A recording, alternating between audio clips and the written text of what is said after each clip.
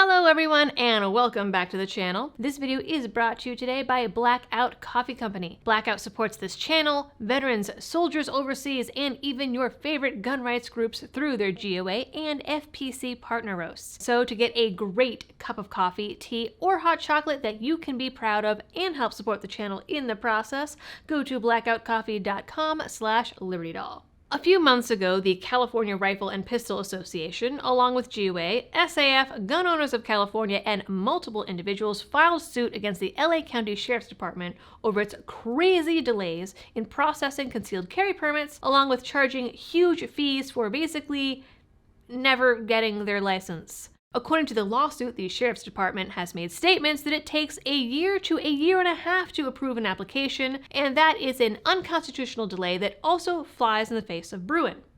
But instead of trying to clean things up in the face of litigation, it turns out that the state of the permitting process in LA County has gotten even worse. First, the good news: the number of concealed carry permits in LA have soared more than 42,000%. Yes, I said 42,000%. But that's an easy number to reach when, according to the cops, only 4 people in the entire city and 140 in a county of 10 million were given a license before Bruin. Now, I'm sure some of that is a function of being a blue haven in a blue state, but California's strict and draconian gun laws don't help. Since Bruin, there are now 1,700 active permits in LA, which lends more credence to the argument about California's permitting process being excessively burdensome. But even with that increase, the county has reached a point where there are now more people on the wait list than there are active permits. That waiting list, as of last week, now holds almost 6,000 people.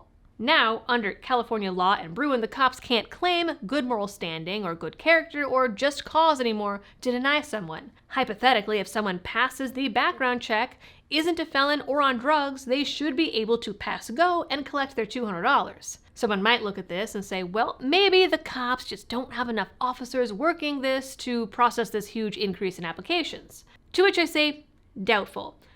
Yes, I'm sure there are some troubles there, but we've seen cops and judges in New York get to all kinds of shenanigans to prevent people from getting their permits, being able to submit applications, or even get the training required to apply, so forgive me for being skeptical of the LAPD.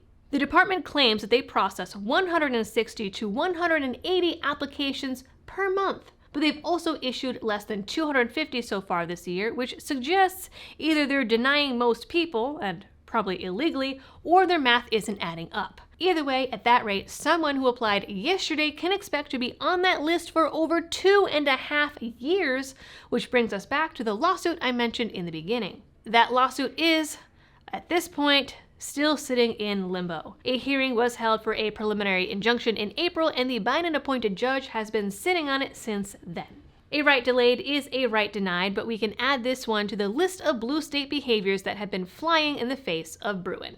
As always, folks, I will be keeping an eye on this situation. Please do all of the algorithm things to help this channel and help get this video out in front of more folks, especially in light of even more restrictions from YouTube on gun and gun-adjacent content. And as always, thanks for tuning in, and happy shooting.